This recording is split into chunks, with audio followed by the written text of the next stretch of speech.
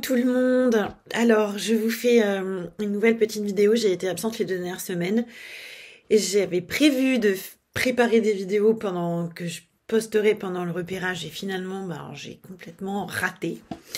Et puis, je suis rentrée il y a déjà une semaine, mais le retour a été compliqué, compliqué. Pas physiquement ni rien du tout, c'est juste que moralement c'est quand même toujours compliqué de revenir de revenir de Tanzanie.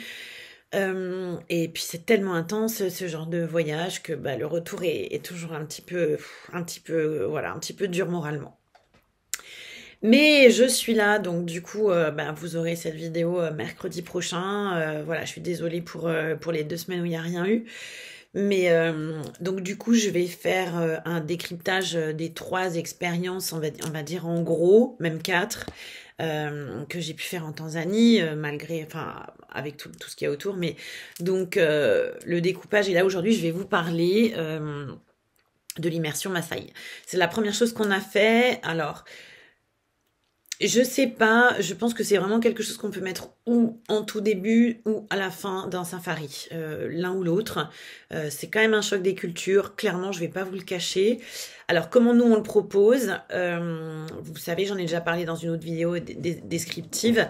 On a ce qu'on appelle une super adresse qui est la Mini Maasai Lodge, qui se trouve au pied du Kilimandjaro, entre le Kili et le Mont Meru, et qui est un lodge, vraiment géré par une communauté Maasai, donc ça donne vraiment accès à des rencontres authentiques avec la population Maasai. Mais c'est un lodge avec une piscine magnifique. J'ai déjà mis des photos, des vidéos. Vous pouvez aller voir leur site aussi. Et donc, les chambres sont des petites maniatas, c'est-à-dire maisons traditionnelles Maasai reconstituées, évidemment très joliment décorées, etc. Et adaptées, avec évidemment salle de bain ensuite, adaptée pour les touristes. Donc, il y a cette option. Et si vous voulez quelque chose d'encore plus roots et d'encore plus immersif, on a cette nouvelle immersion Maasai. Et voilà comment ça se passe. Donc, en gros, vous arrivez au Maasai Lodge. Vous allez avoir un premier briefing là-bas. Et après, vous allez déjeuner sur place. Bon, ça dépend un petit peu à quelle heure va arriver votre...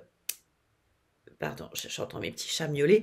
À quelle heure va arriver votre avion? Mais si vous arrivez le matin, c'est le mieux. Et en fait, vous allez au Maasai Lodge, vous déjeunez là-bas.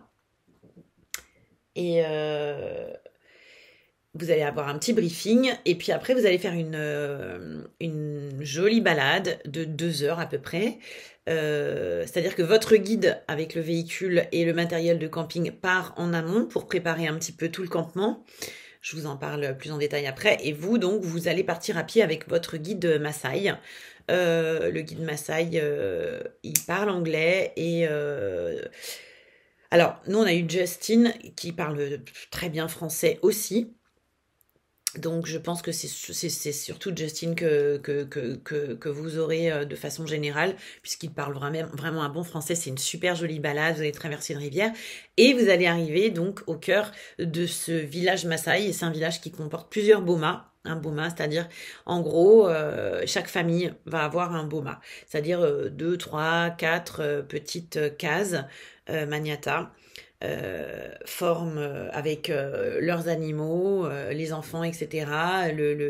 Et il y en a plusieurs comme ça autour. Donc en fait, vous, en immersion, vous allez dormir en camping. Alors c'est du camping assez rudimentaire, le même qu'on utilise pour les bivouacs de chez nous. Donc c'est des petites tentes dômes avec un matelas par terre et duvet. Et on a une tente douche et une tente toilette. Bon, toilette sèche. Hein. C'est-à-dire en gros, à l'intérieur d'une tente, vous avez les toilettes, mais en dessous, c'est un trou, voilà, toilette sèche. Mais vous avez quand même on va dire, comment ça s'appelle, le corps du toilette. Enfin, voilà, c'est pas des toilettes turques, quoi. C'est une vraie toilette. Enfin, un vrai WC. Je sais même pas comment dire. Je sais plus. Je perds mes mots. Donc 2 douches, une pour se doucher. Alors la douche, c'est un gros sac d'eau en fait qu'on hisse. Mélangé au chaud d'eau froide et puis avec un petit robinet au bout tout simplement qui permet de prendre vraiment une vraie douche hein, sans problème. Bon, c'est quand même ça, donc votre tente où vous dormez. Donc il y a la tente où vous dormez, il y a la tente cuisine, puisque vous avez un cuisinier qui est avec vous et qui vient faire la cuisine pour vous, les repas. Et il y a la tente du cuisinier et du guide. Et vous, un petit peu plus loin, vous avez votre tente à vous, qui peut accueillir jusqu'à 3 personnes, et plus il y aura une autre tente si vous êtes plus nombreux. Et voilà. Et ça, c'est installé au cœur du village. Hein. Donc, faut quand même être conscient que vous êtes vraiment en immersion. Vous êtes au cœur du village et vous vous levez et vous allez, votre vie va être rythmée au rythme des Maasai. Le but étant, donc ça c'est pour la partie un peu confort, installation, comment vous êtes. Mais en gros, on se lève très tôt le matin, 5-6 heures. Le but étant, pendant cette immersion, de partager un maximum d'activités avec les Maasai et leur vie traditionnelle. Donc, ça va être aller chercher du bois, couper du bois, aller chercher de l'eau, aller prendre du lait auprès des vaches et des chèvres, refaire pas les fondations, mais remettre des couches de construction sur les maisons. Ça peut être arranger des clôtures. Voilà, il y a plein de choses à faire. Le but étant de partager, évidemment, de préparer les repas aussi avec eux et tout. Le but étant donc de partager un maximum de temps avec eux et toujours avec votre accompagnateur guide Maasai qui est là aussi pour faire la traduction quand besoin. Parce que les Maasai dans lesquels que vous allez rencontrer ne parlent évidemment pas l'anglais ni le français. Encore moins, mais en général ils parlent un peu Swahili et ils parlent évidemment le Maasai qui est complètement différent du Swahili.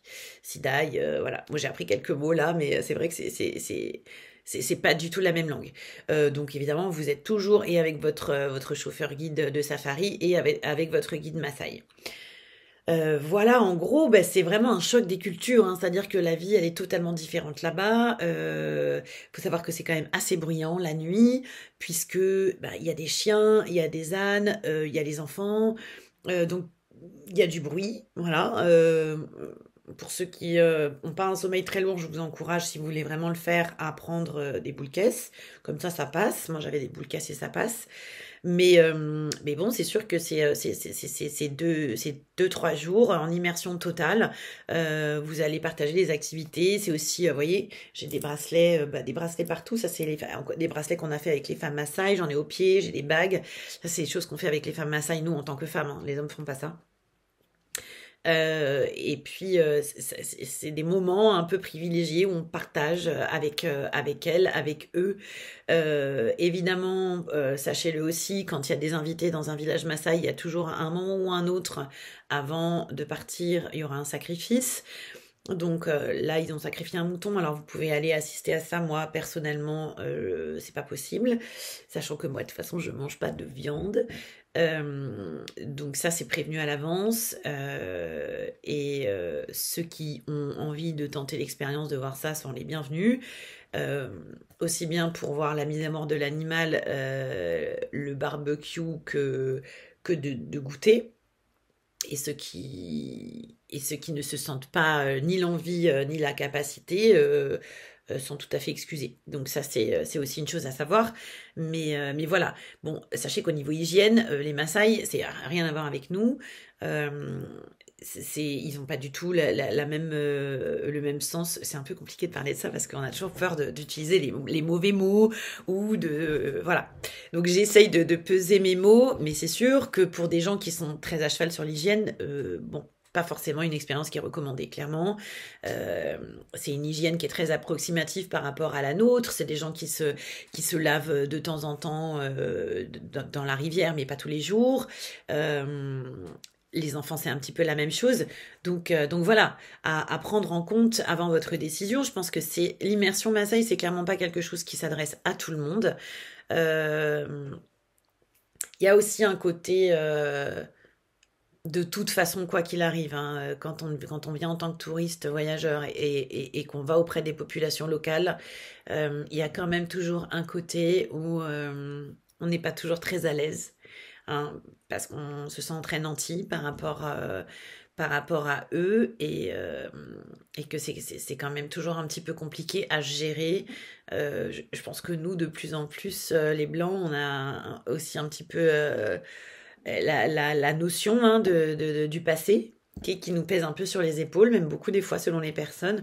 Et voilà, je sais que j'ai beaucoup ce genre de retour, hein. J'ai beaucoup de gens qui me disent non, non, mais nous, les populations locales, on veut pas trop parce qu'on se sent pas à l'aise, on n'a pas envie que ce soit du folklore, on n'a pas envie. Alors sachez que c'est pas du folklore, hein. Là, vous allez vraiment au cœur d'un village vivre comme eux. Il n'y a pas d'adaptation, il n'y a pas de folklore ou de choses qui feront parce que vous êtes là et qui font pas quand vous n'êtes pas là, pas du tout. C'est vraiment leur vie normale, traditionnelle, Maasai. Alors les Maasai se sont un peu sédentarisés maintenant. Avant, ils étaient beaucoup plus, ils étaient semi-sédentaires, on va dire qu'ils bougeaient beaucoup plus. Mais non, sachez que non. Sachez aussi que ce genre d'immersion, évidemment, ça permet quand même une rencontre beaucoup plus authentique que juste la visite très rapide comme ça d'un village et hop, on s'en va.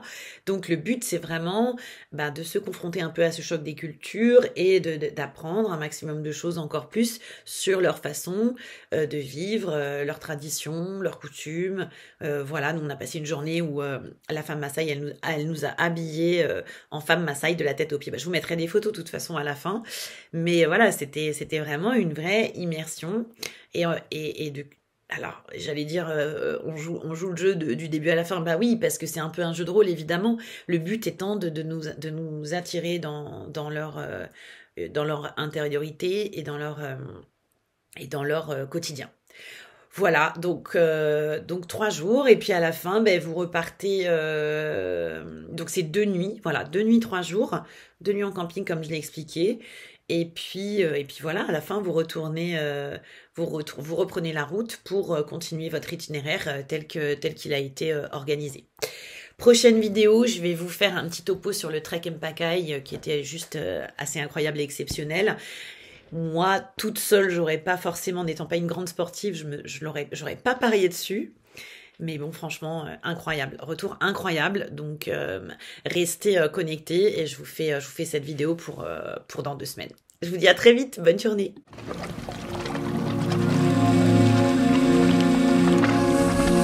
C'était dur, David. C'était très dur, David.